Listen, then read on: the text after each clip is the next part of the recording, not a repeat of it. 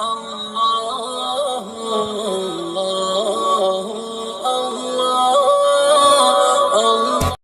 أعوذ بالله من الشيطان الرجيم. بسم الله الرحمن الرحيم.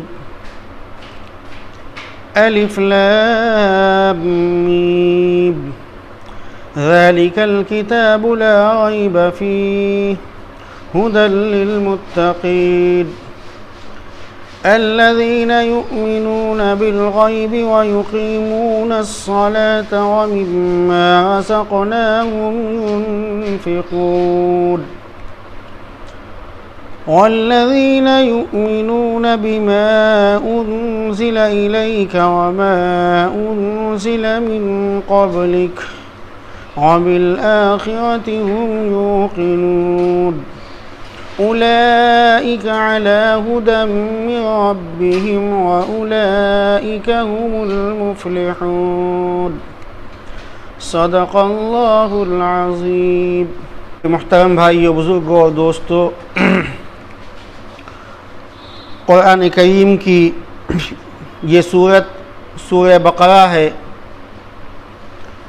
اس کی 5 آیات آپ کے سامنے تلاوت کی گئیں. ان 5 آیات کے اندر اللہ تعالیٰ نے اہل ایمان اور اہل اسلام کی صفات کو بیان فرمایا ہے. سورہ بقرہ کے بہت سے فضائل ہیں. اللہ کے نبی صلی اللہ علیہ وسلم نے ارشاد فرمایا کہ جس گھر کے اندر سورہ بقرہ پڑھی جائے گی، شیطان اس گھر میں اگر موجود ہے تو وہ بھاگ جائے گا. اسی طریقے سے قرآن مجید کی سب سے بڑی سورت سورہ بقرہ ہے، اور سب سے زیادہ احکام اللہ تعالیٰ نے سورہ بقرہ کے اندر نازل فرمائے ہیں. اللہ کے نبی صلی اللہ علیہ وسلم نے ارشاد فرمایا کہ ہر چیز کی ایک چوٹی ہوا کرتی ہے، ایک بلندی ہوا کرتی ہے. سورہ بقرہ قرآن مجید کی چوٹی اور اس کی بلندی سورہ بقرہ ہے. اللہ کے نبی صلی اللہ علیہ وسلم سے یہ بات بھی ثابت ہے کہ آپ صلی اللہ علیہ وسلم نے ارشاد فرمایا کہ اے لوگوں، جب تم لوگ قبرستان جایا کرو اپنے مردوں کی تدفین کے لیے، اپنے مردوں کو دفن کرنے کے لیے، تو جب دفن کر چکو تو اس کے سرہانے الف لام میم سے لے کر کے مفلحون تک تلاوت کیا کرو، اور اس کے پیتیانے یعنی پیر کی جانب یا اس سے ذرا سا ہٹ کر کے دائیں اور بائیں آمن الرسول سے لے کر کے آخر سورت تک تلاوت کیا کرو. اس سے مردے کو آسانی ہوتی ہے اور فرشتوں کے سوال و جواب اس کے لیے آسان کر دیے جاتے ہیں.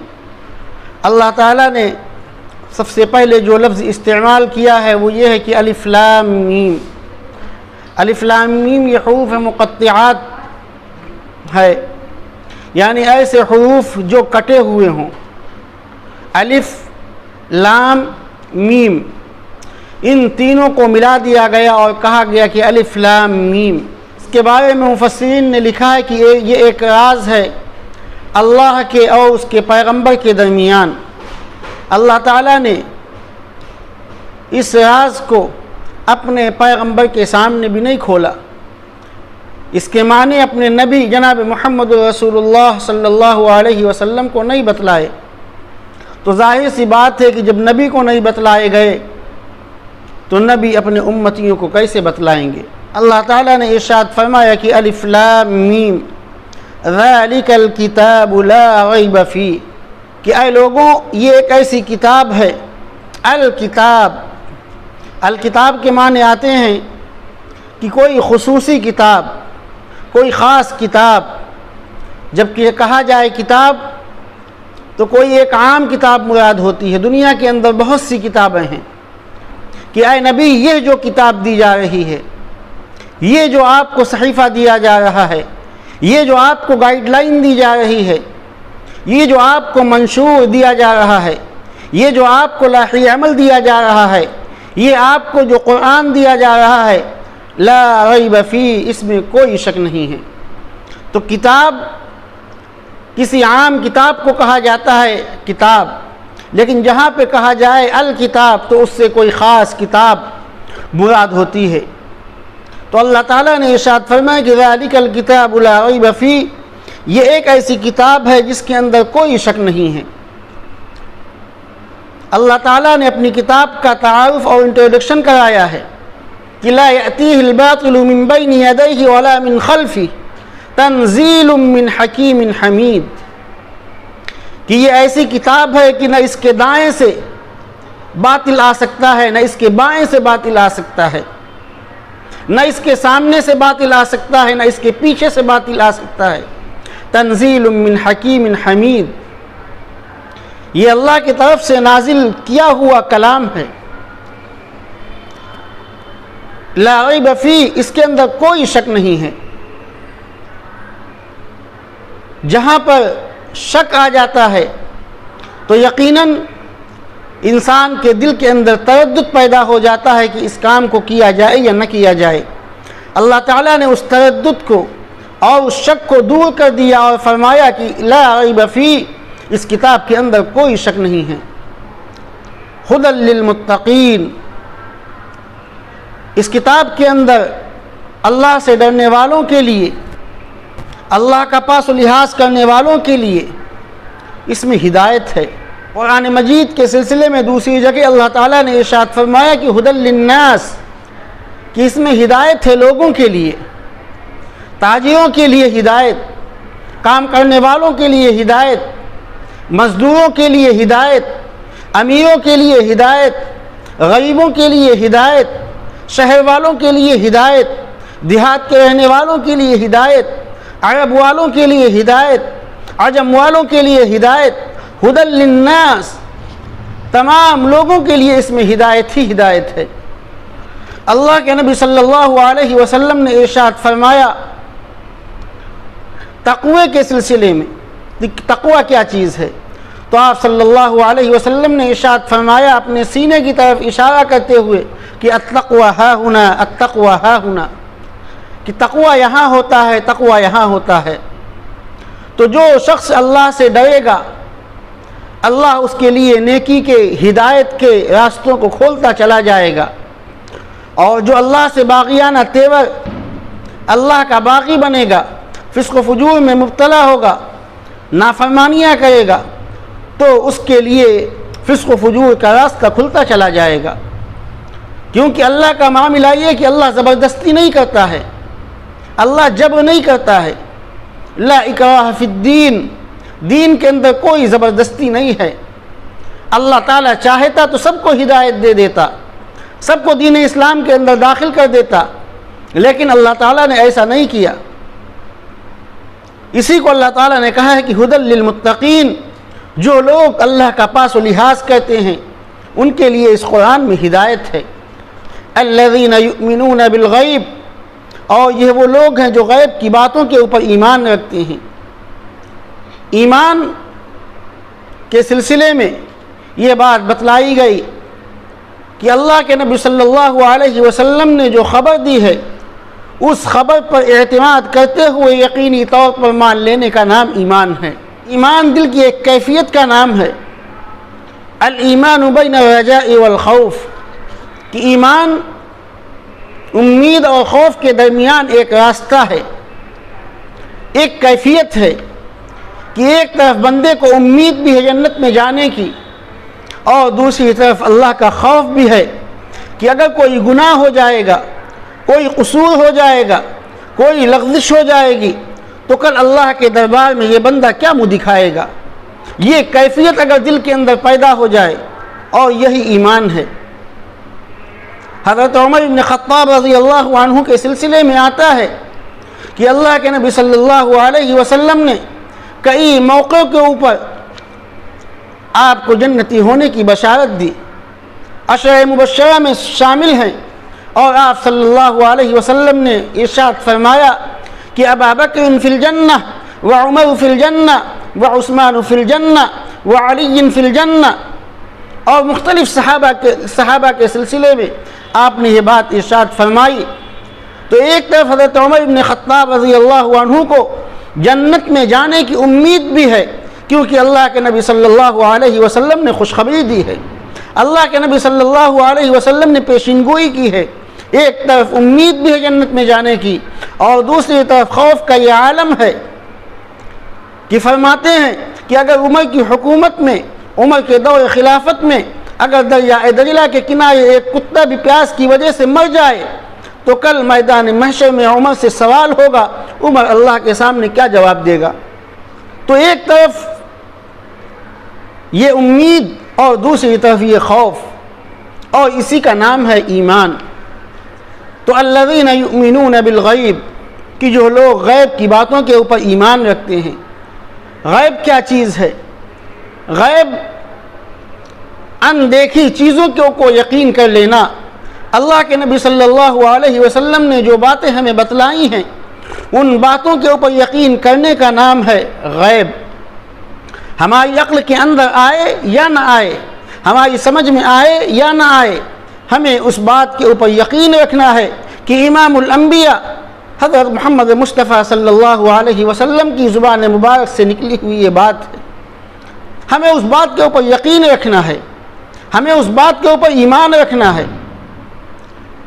اللہ کے نبی صلی اللہ علیہ وسلم نے ارشاد فرمایا کہ جب مومن بندے کو قبر کے اندر رکھ دیا جاتا ہے، اس کو لٹا دیا جاتا ہے، اس کو دفن کر دیا جاتا ہے، اس کے بعد میں دفن کرنے والے، اس کے عزیز و اقارب، اس کے رشتہ دار، اس کے ناطے دار 40 قدم بھی اس قبر سے دور نہیں ہوتے ہیں، یہاں تک کہ اللہ کے 2 فرشتے اس قبر کے اندر آتے ہیں، جن کا نام، ایک کا نام منکر ہے اور دوسرے کا نام نکیر ہے۔ یہ دونوں فرشتے آتے ہیں اور اس قبر کے اندر مردے کو اٹھاتے ہیں، بٹھاتے ہیں، اس سے سوال و جواب کرتے ہیں۔ یہ اللہ کے نبی صلی اللہ علیہ وسلم نے ارشاد فرمایا۔ اب ہم اس میں اپنی عقل کو لگانے لگے، اپنے دماغ کو لگانے لگے کہ یہ کیسے ہوتا ہے، کیسے وہ فرشتے آتے ہیں، کیسے قبر کے اندر داخل ہوتے ہیں، کیسے مردے کو اٹھاتے ہیں، کیسے مردے سے سوال و جواب کرتے ہیں۔ میرے بھائی، اگر ہم عقل کو لگانے لگیں گے تو ہم سیدھے راستے سے بھٹک جائیں گے۔ ہمیں اس بات کے اوپر صرف یقین کرنا ہے، ہمیں اس بات کو دل کے اندر بسا لینا ہے کہ امام الانبیاء نے خبر دی ہے، لہذا ہمیں ماننا ہے۔ امام الانبیاء نے خبر دی ہے کہ 2 فرشتے آتے ہیں، مردے کو اٹھاتے ہیں، بٹھاتے ہیں، اور اس کے بعد میں سوال و جواب ہوتا ہے۔ تو ہمیں اس بات کے اوپر یقین رکھنا ہے، اور اللہ کے نبی صلی اللہ علیہ وسلم نے جو باتیں بھی، چاہے وہ جنت کی ہوں، چاہے وہ جہنم کی ہوں، چاہے وہ مرنے کے بعد اٹھائے جانے کی ہوں، یہ تمام کی تمام وہ خبریں ہیں جو غیب سے تعلق رکھتی ہیں۔ ہمیں ان باتوں کو ماننا ہے۔ مومن کا یہی شیوہ ہے کہ مومن اگر اور مگر نہیں کرتا ہے، بلکہ سمعنا و اطعنا غفرانک ربنا و الیک المصیر، کہ اے مالک ہم نے سنا اور ہم نے اطاعت کی۔ یہ ہے مومن کا شیوہ۔ کہ الذین یؤمنون بالغیب، مومن وہ لوگ ہیں جو غیب کی باتوں کے اوپر ایمان رکھتے ہیں۔ ویقیمون الصلاۃ، اور نمازوں کو قائم کرتے ہیں۔ نماز پڑھتے نہیں ہیں بلکہ نماز کو قائم کرتے ہیں۔ نماز کا پڑھنا الگ ہے، نماز کا قائم کرنا الگ ہے۔ نماز کا پڑھنا یہ ہے کہ آپ نے مصلی اٹھایا اور گھر کے اندر نماز پڑھ لی، یہ ہے نماز کا پڑھنا۔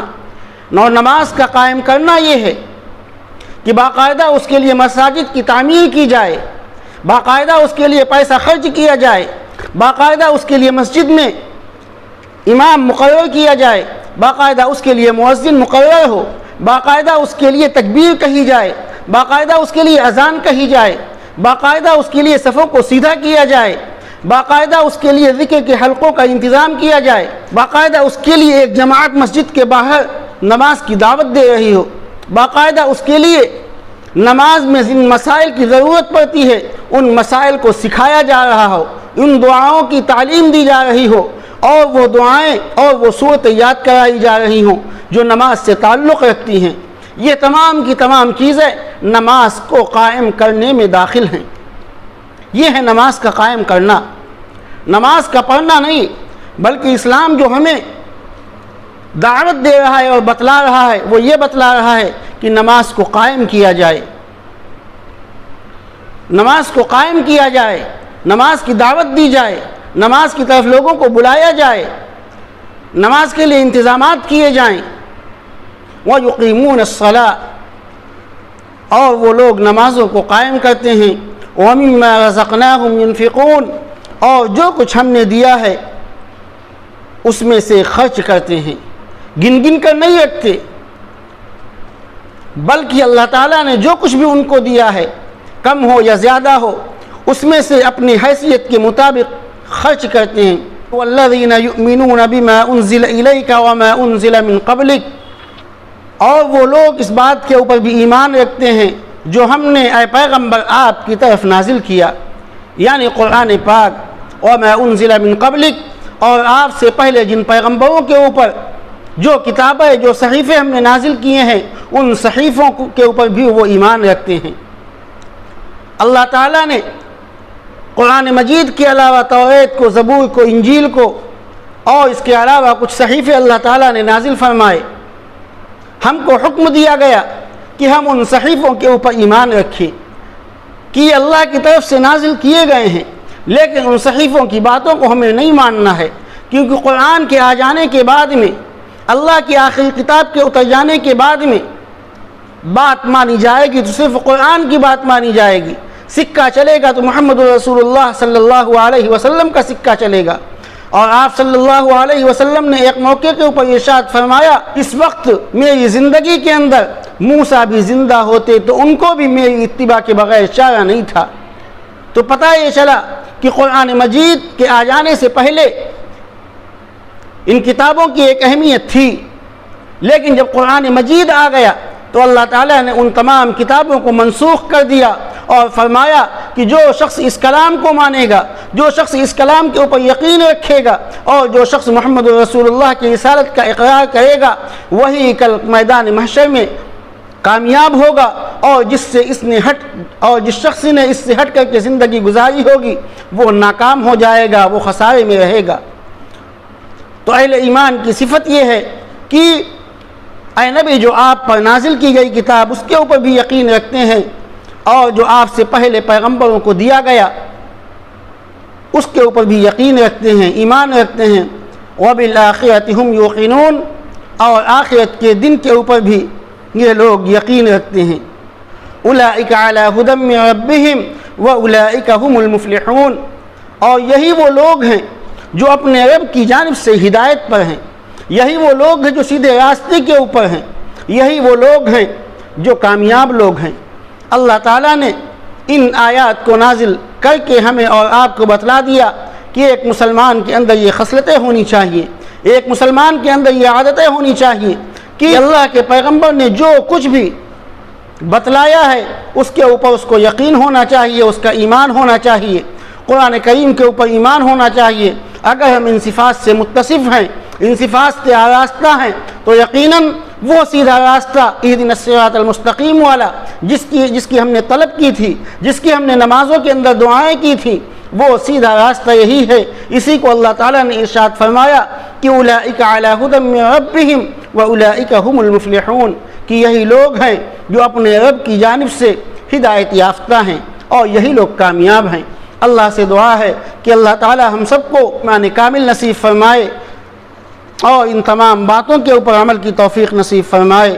وآخر دعوانا ان الحمد للہ رب العالمین۔